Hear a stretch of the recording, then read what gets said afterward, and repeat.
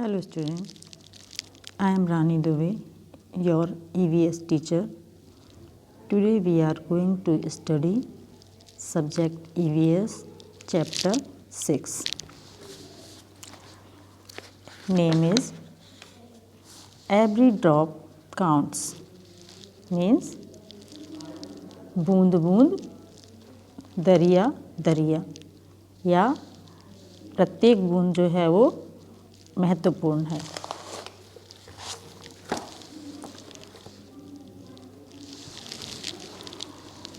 Long ago यानी कि पुरानी बात।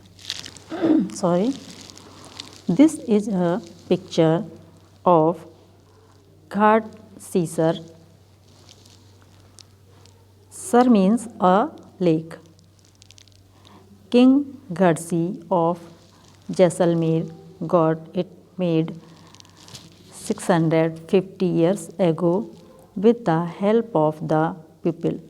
All around the lake there are ghats with steps leading to the water, decorated verandas, large halls, rooms and much more.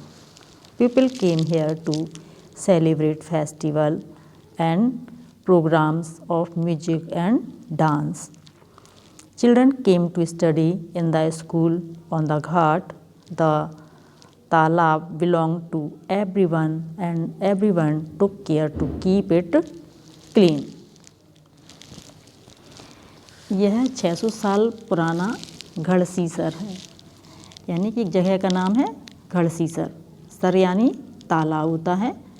इसे जैसलमेर के राजा घड़सी ने लोगों के साथ मिलकर बनवाया था। इसके दोनों तरफ पक्के घाट, सजे हुए बरामदे, कमरे, बड़े हॉल और न जाने क्या क्या था। यहाँ लोग मिलते जुलते थे। फेस्टिवल यानी कि जलसे होते थे, तीज त्यौहार मनाए जाते थे, गाने बजाने का प्रोग्राम भी होता था। और जो घाटों पर स्कूल बनाए गए थे, आसपास के बच्चे वहाँ पर पढ़ने आते थे और सभी इसी बात का ध्यान रखते थे कि तालाब गंदा ना हो और उसकी साफ़ सफाई में हाथ बटाते थे। Rain water collected in this lake spread over many miles. It was made in such a way that when the lake was full, the extra water flowed into another lake at a lower level. When that too filled up, the extra water flowed into the next lake. This way, all 9 lakes filled up. This rainwater could be used throughout the year.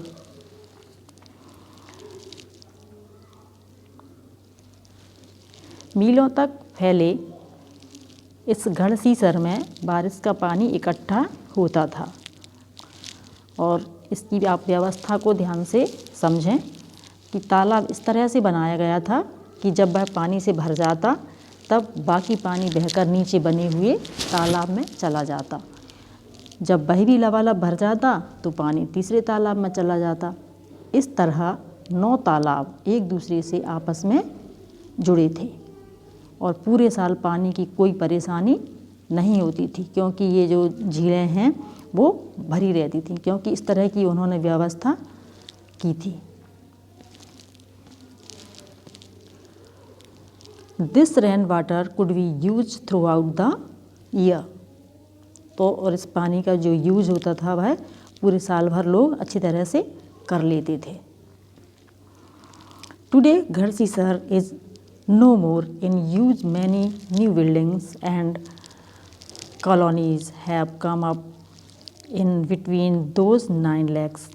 Now the water does not get collected in these lakes. Rainwater just flows away and is wasted.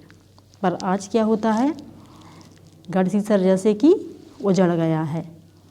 जो तालाब 9 तालाब थे और एक दूसरे से वो connected थे, इस तरह की उनकी व्यवस्था थी कि एक भर जाता था, इसके बाद में जब ज़्यादा पानी उसमें आता था तो दूसरे तालाब में जाता था और दूसरे के बाद तीसरे, चौथे, इस तरह से 9 तालाब जो है फुल होते थे वो उसमें क्या हुआ कि गढ़सीसर में अब क्या है, रास्ते में मकान और कॉलोनियाँ बन गई हैं और यहाँ इकट्ठा होने वाला पानी अब तालाब की तरफ न जा कर के और बेकार बह जाता है।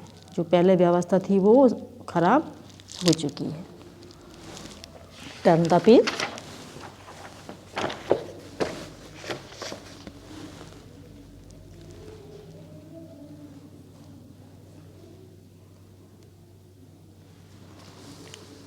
Through the eyes of Al-Biruni.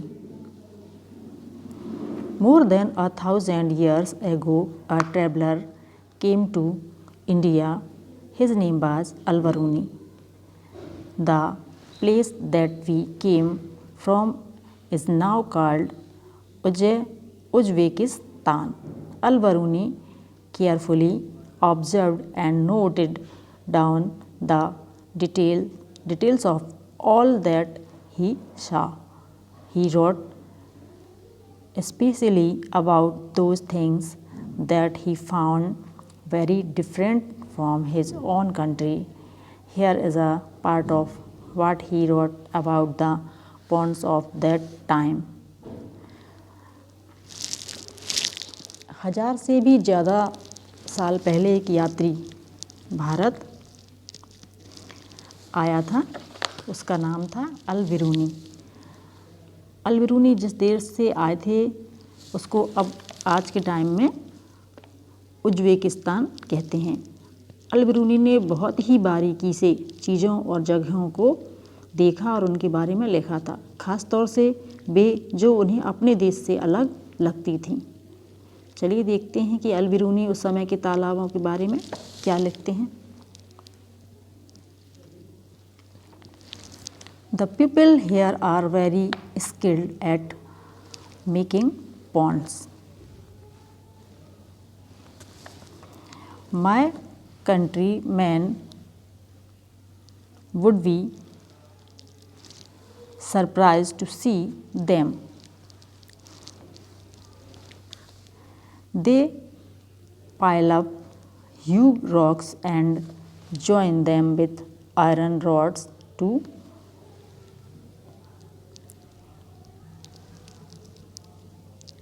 build chabutra's raised platforms all around the lake. Between these there are rows of long staircases going up and down. The steps for going up and coming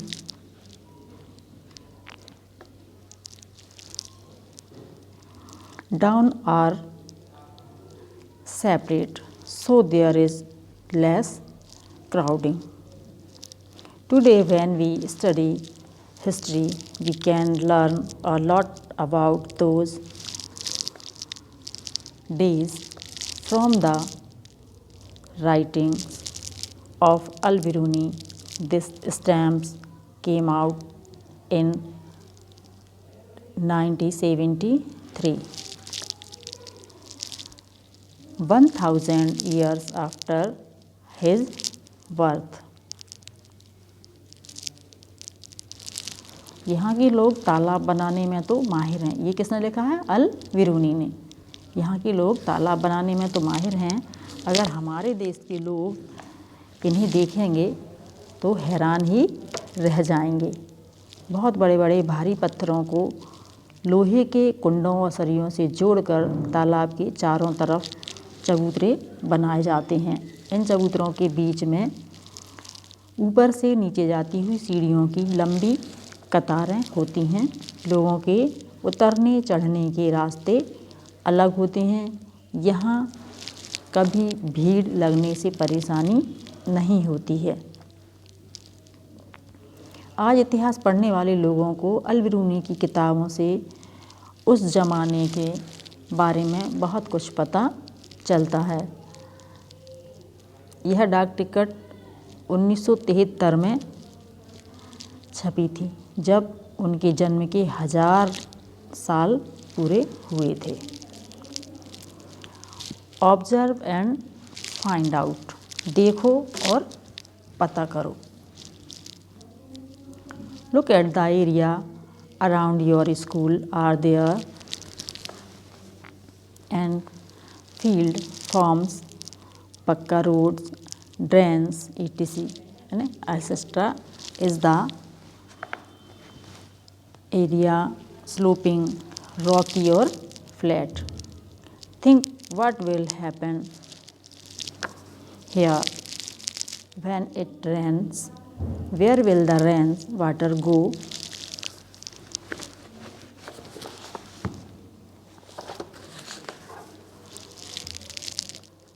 In the drains, pipes or pits. Some water also get soaked into the soil. अपने school के आसपास के इलाके को देखो, क्या वहाँ कुछ पक्का मैदान, पक्की सीमेंट से बनी सड़कें, नालियाँ आदि हैं? इलाका किस तरह का है, जैसे कि ढलान वाला, पथरीला या किसी तरह का? तुम्हें क्या लगता है बारिश का पानी बहकर कहाँ कहाँ जाता होगा, जैसे कि ज़मीन में, नालियों में, पाइपों में, गड्ढों में आदि?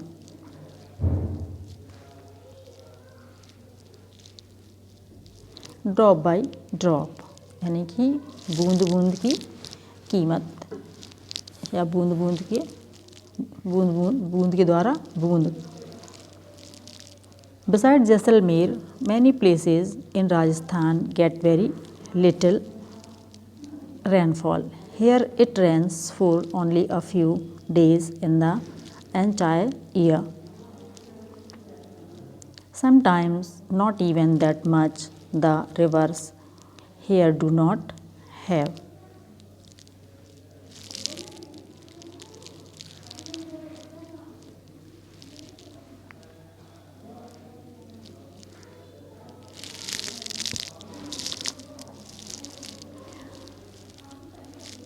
Turn the page,